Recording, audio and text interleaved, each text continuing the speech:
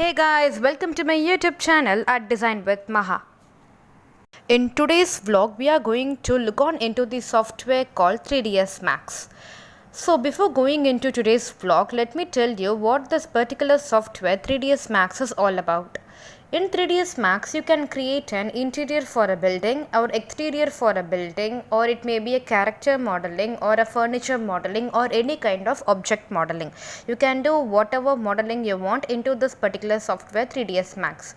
Especially this software is used in the field of architecture and for an animation modeling, etc. So now let me start with the software's basic principles and what all functions we are going to perform in 3ds Max. So as soon as you open this 3ds Max software, this is how your screen will resemble. And here we have these kind of objects, tools, tasks and many other parameters over the left and right side. So as soon as you open this particular software, when you see this particular screen, it is called as viewport. And these four sections where top, left, front and perspective comes under the topic called viewport, VIEWPORT. Rather than that, we have top, left and front perspective. And here you can see this checked columns, right, rows and columns.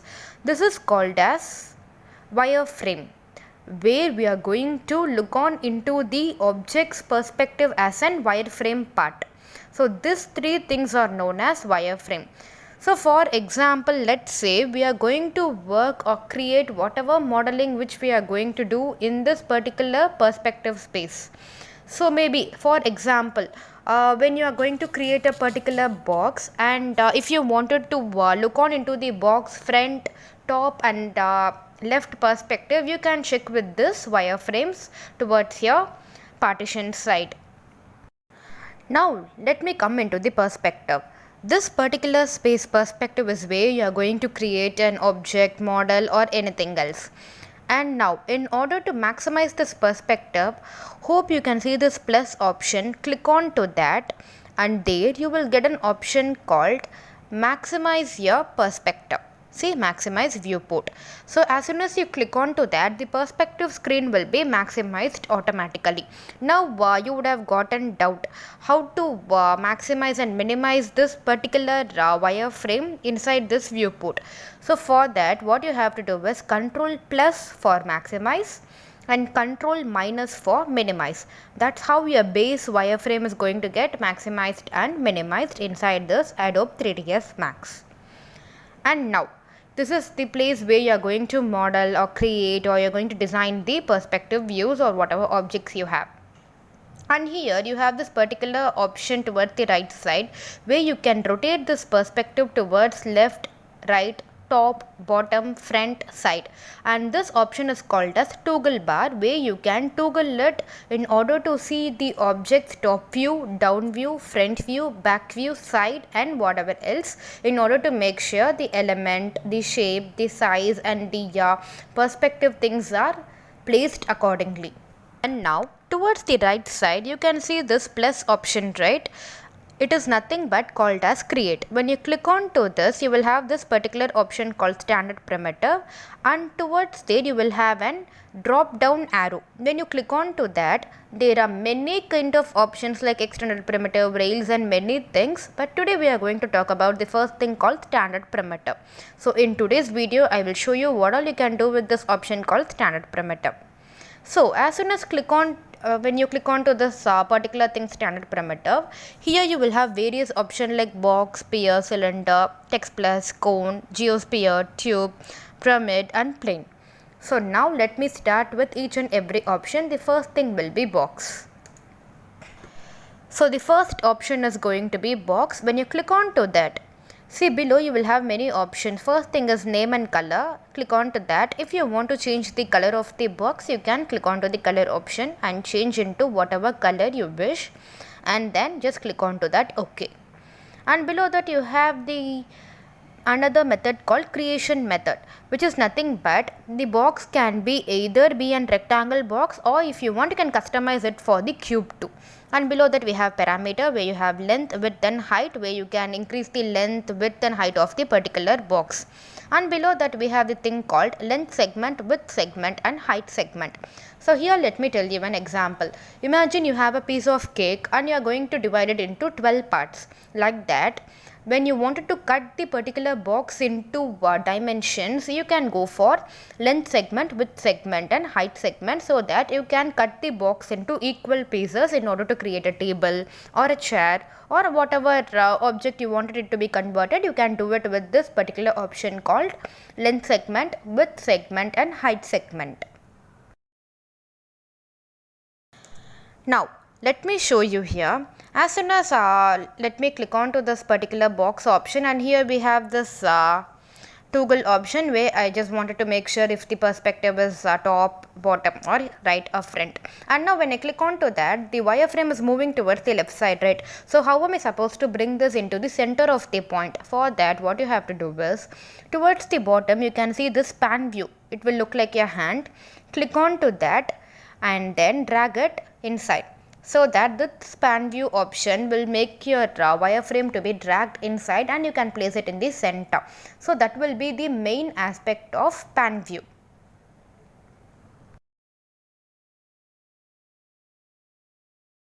Let's now create a box. I have chosen the normal color, and what I'm going to do is, with one click I have created a base, and with other click I have raised the box towards the top. Now let me use the toggle and check if all the dimensions are correct towards all the kind of perspectives we have there, like front, side, top and bottom. Yeah, now everything is correct for the box.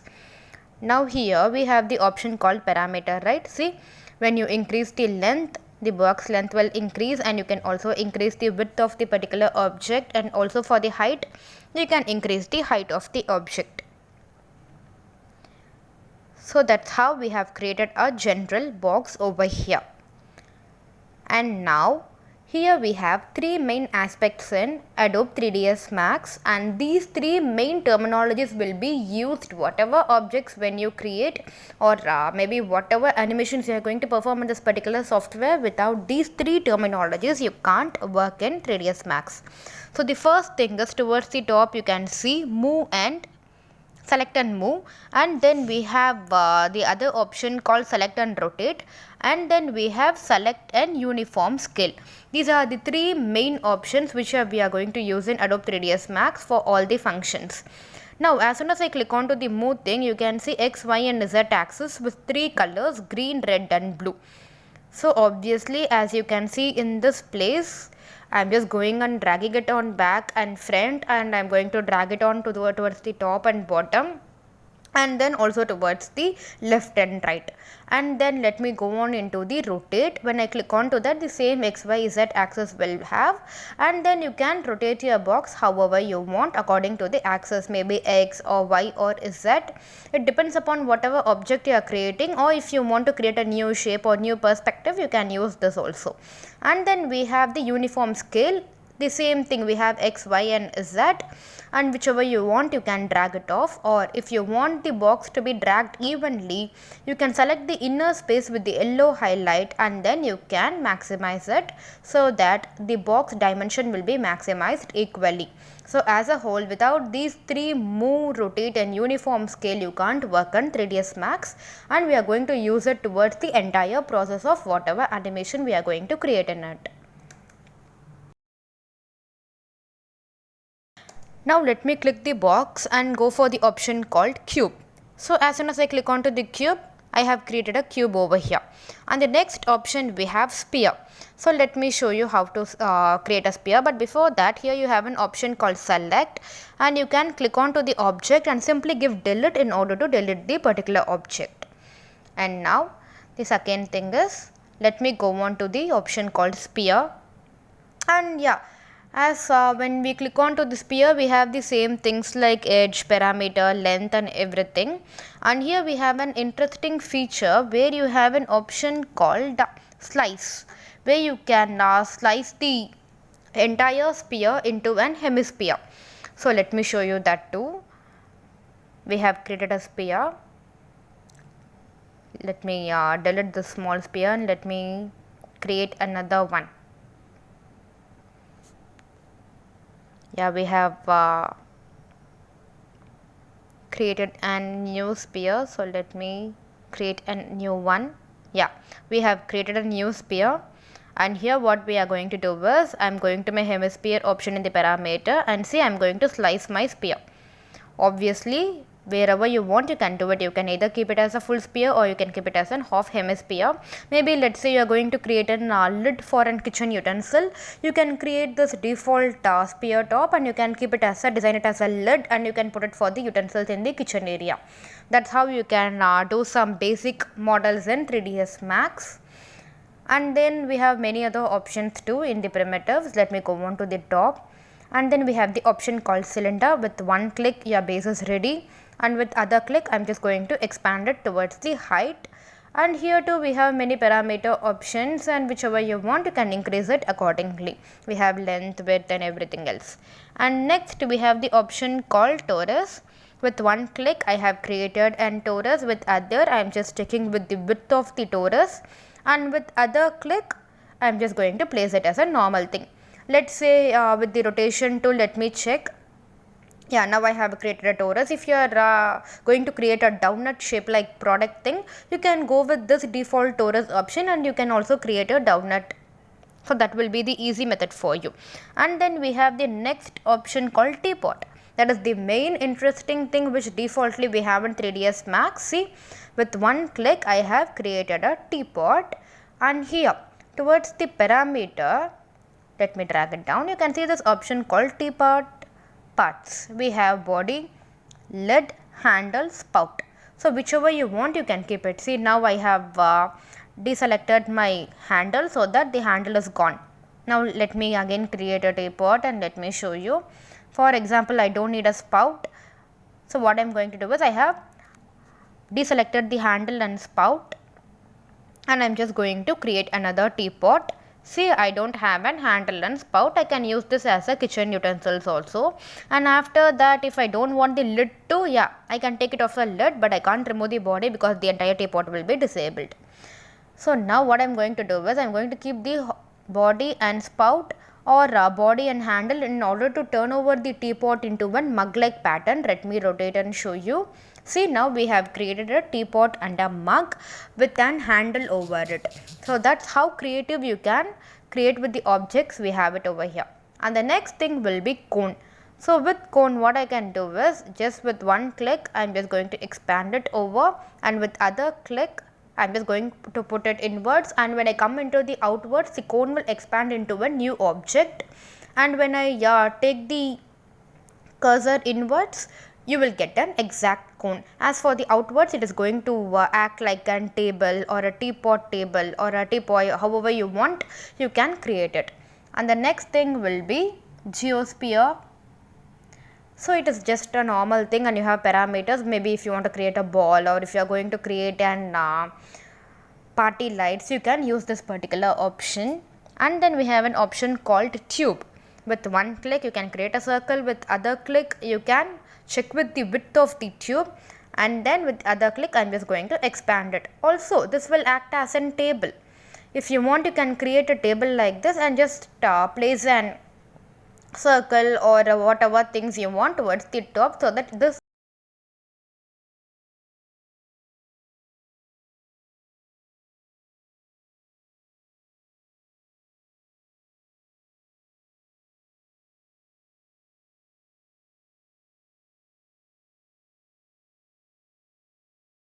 and now we have the next option called pyramid. So with one click you can just click onto it, and with other click you are just going to expand the pyramid towards the top. Let me rotate and show you. See, I am rotating it. Yeah. Now we have created a pyramid. How can I use this? Maybe I am just going to design a bedroom for myself and I am just going to place a wall clock over there. I can use this pyramid and I can just give the numbers to create a default clock. And finally, we have an option called plane. This is the most important thing in 3ds Max because this is going to be an base for whatever animation you are going to create, maybe an house or an particular modeling, product modeling. This particular plane is going to act as a base so that you will have a neat finish for your animation. That's how you can create a neat and completed finish for whatever modeling you are going to do in 3ds Max. And these are the whole topic which we are going to work on with this option called standard perimeter. So now, in order to delete everything, what I am going to do is I am just going to select this particular object and I am going to highlight everything and just give one delete. So automatically your entire stuff will get deleted, and with the help of pan thing I am just going to bring my wireframe towards the center, and with toggle the option, let me adjust it towards the normal space. And now what I am going to do is I am going to show you a basic modeling thing with these standard primitive options. So now what I have done is I have used the plane option and I am going to create a base, and for the length and width let me adjust it towards a particular point. So in today's vlog, at the end of this vlog, what we are seeing now will be about the general modeling thing which we are going to work on with this particular option called standard perimeter. And now we are done with the plane, and what I am planning to do is let me create an particular tea table with the teapot and chairs over here with the basic standard objects. So for the table, what I can do, let me go for the cone. With the cone option, what I am going to do is I am going to create an table here. Let me expand it.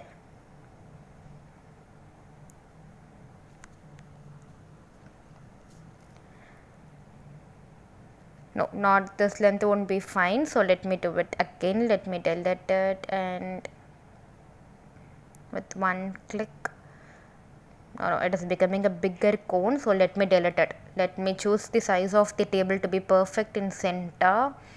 It is going to be too big, so what I am going to do is let me create a small base with an extension and let me put it outwards. Okay, this will be fine with the small base and an overall top where we are going to create it as a table. Let me check, yeah, everything is right. With the help of move option, let me turn over the toggle option and move it inside the center, and let me place it inside the center. So yeah, I have placed it inside the center, and let me minimize it towards the center so that it will be visible and neat and clear finish too. Now we are done with the option table, and let me put it in the center. Yeah, now we are done with this particular thing. And then what I am going to do is let me choose another color for the table. Yeah, okay, now the table color is chosen.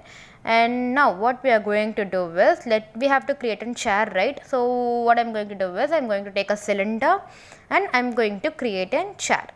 With one click and just expand it, and with other click I am just going to create a chair, maybe some 4 or 5 around the table over there.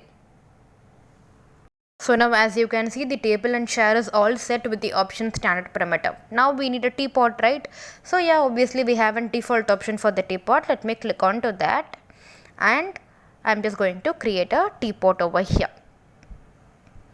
It doesn't come with the lid. Let me delete it because I have deselected the lid and spout, right? So let me delete this teapot. And here as you can see, the teapot is standing somewhere else. So now here let me tell you one reference thing. In order to place the teapot towards the proper place, what you can do is you can restore this viewport, and see, as I have created the objects, you can see that in the particular wireframe, top, left and front. So simultaneously when you look on into the wireframes, you can see whichever you want. You can just maximize the wireframe whichever is feasible for you, and then you can place the teapot over there so that it will be placed at the right top of the table properly. But as in my side, let me do it in the perspective itself, because let me show you what all obstacles you can face when you try to create a teapot. So let me create a teapot. It is too big. Let me delete it. and let me create a teapot towards the top of the plane, and with the help of move option let me move it and place it towards the top of the table. Yeah, let me use the axis and the toggle, and what I am going to do is I am going to just place it inside the table. Obviously the teapot is placed inside the table now. As you can see, I have moved it towards the proper place and the teapot fits perfectly inside the table. And now what we can do? Now what we are going to do is, the next step is we are going to just create the cups for the tea. So for that, as I told you, you can again go to the option called teapot and you can undo the option for spout and lid. So we will have a thing called body and handle, and let me create a body and handle for the teapot towards the top of the plane, and I am just going to use the same move option and I am going to place it towards the top of the table.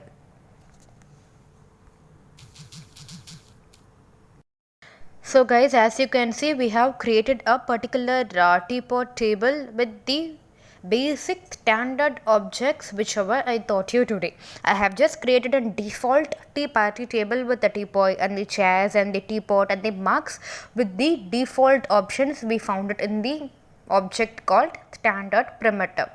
So I want you people to work on with this particular standard primitive and explore a lot of objects we have it over here, and try new stuff over this particular standard primitive option, so that when we look on into the next video vlog, we are going to talk about the expanded one called extended primitive, which is going to be a more expected and more animated feature, and it will be kind of complicated too. So that I want you people to explore this further, and it will be easy for you people to work with the next option called extended primitive.